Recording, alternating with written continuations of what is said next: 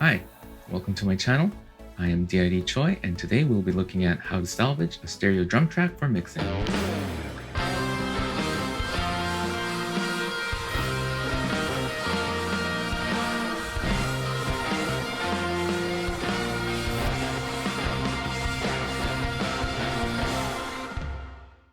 So with the quarantine, I recently became involved with a remote recording project. For a lot of the people on the team, it was their first time ever recording something with proper gear, and they didn't really know how to use everything to the proper potential, and they didn't really know how to deliver their files properly. So in this case, I had a stereo drum recording delivered to me instead of having the kick, the snare, the toms, the overheads all separately. I just had one track.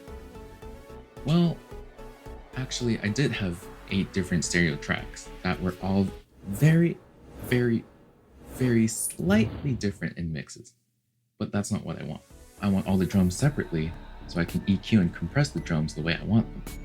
And also, while I was there, I wasn't really happy with the tone of the drums, especially the snare and the kick. So I wanted to beef them up a little bit, add a little more punch. So I performed some audio surgery in Logic, and we'll check that out right now.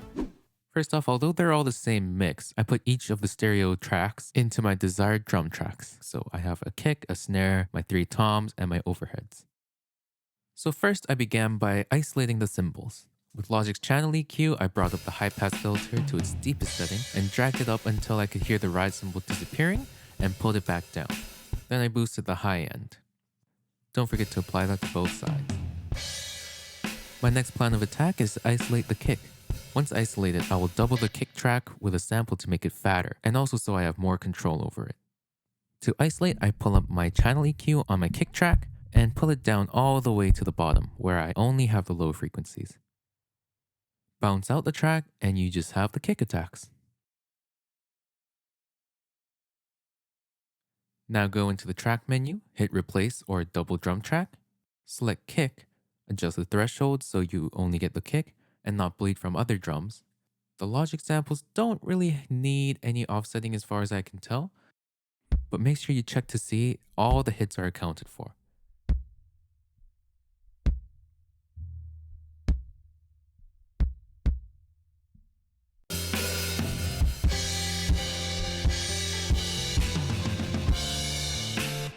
There, in just a few clicks, we have our perfect MIDI double.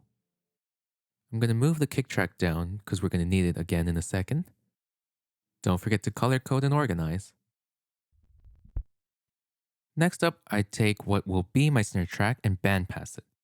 Try to isolate the snare as best as you can so that we have enough of the attack and the transient. It'll be hard to get rid of the kick and the toms completely as their first few harmonics live in that similar range. I bounce the bandpass track out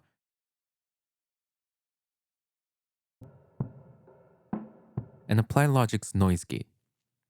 You can use any DAW stock plugin as long as it has a ducker function and a sidechaining function. Set your sidechain to your low pass kick. Set the gate to ducking mode. I want a fast attack and release and short hold so that I can capture the kick's transient right away. The goal is to isolate the snare hits. Make sure the ducker goes down significantly enough so that the kick's transients are below the snares.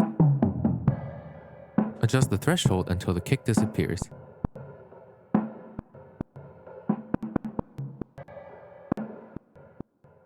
Set the output of the new snare track to an open bus. Here I use bus 19 because I probably won't use it. Create a new track with that bus as its input. And I also set the output to my drum bus and record the snare track in.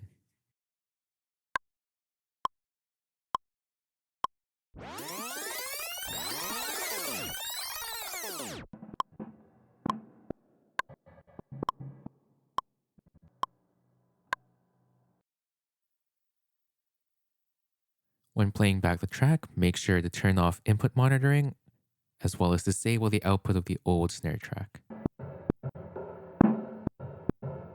So obviously the kick isn't gone, but the goal is to make the snare the loudest part of the waveform. Repeat the same triggering process, now with the snare.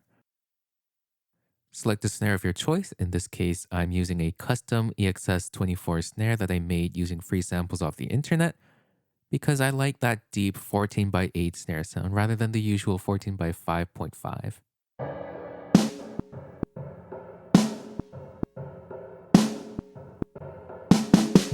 Sometimes during a fill, the tom hits might make it in too, so make sure you do a pass and clean up all the stray triggers.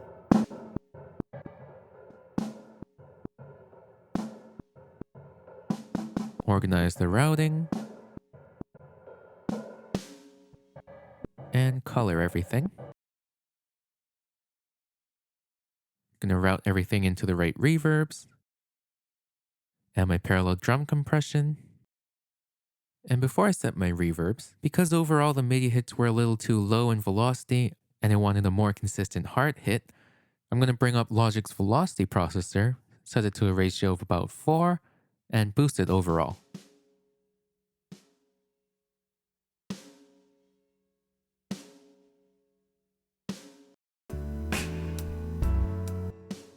Now I'm going to be listening for the perfect amount of reverb.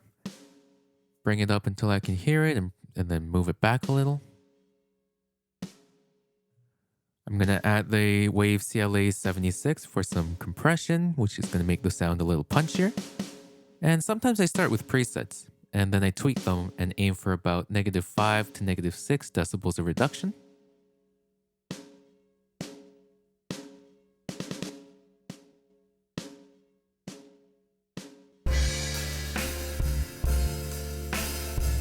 Then I put the snare together with the kick drum and started mixing levels a little.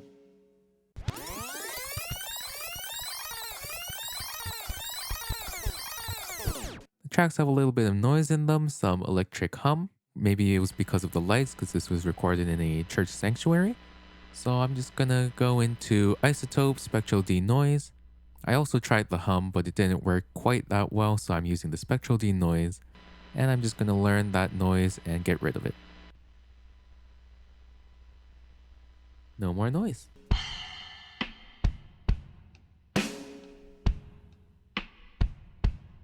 And now that that noise is gone, I'm going to put back the overheads. Check on the denoise that I put there already. And with that, I could call it a day.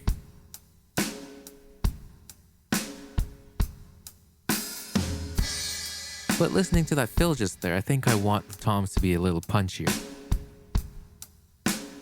And that means I need extra compression. And to compress the toms separately, I need to isolate them.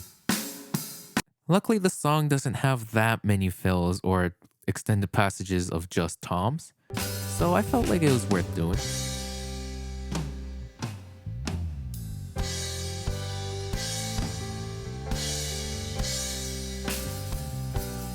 Now, funny story, the drummer actually recorded the track 3 times for me. The first time he just sent me a stereo track, so I asked him if he could send a multi-track.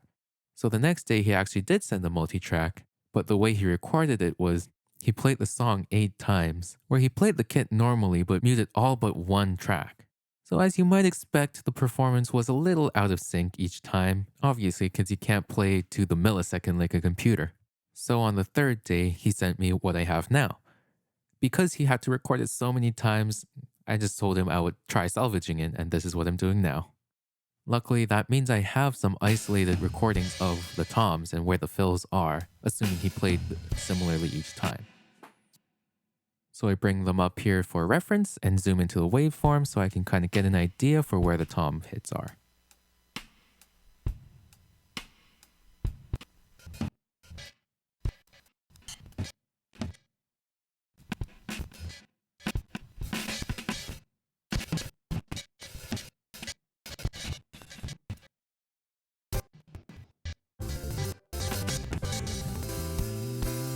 With everything isolated, I add the right EQs and compression the way I want them.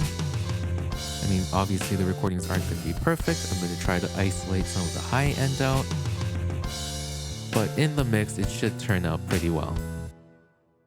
So now I'll isolate just one of the original stereo tracks and we'll do a kind of before and after look.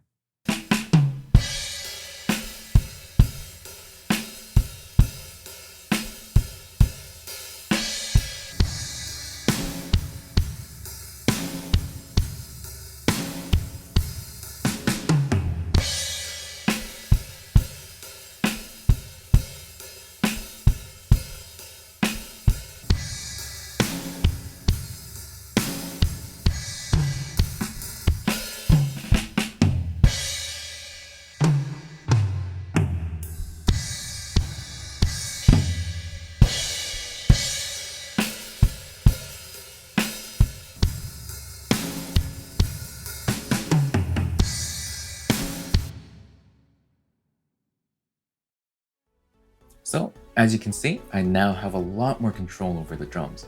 The kick and snare are much punchier with the triggers, and it's the next best thing to having a multi-track recording. I hope this video helped you, maybe even got some of you out of a pinch. If it did, let me know in the comments, leave a like, and make sure to subscribe. Oh, it's hot. Are we done?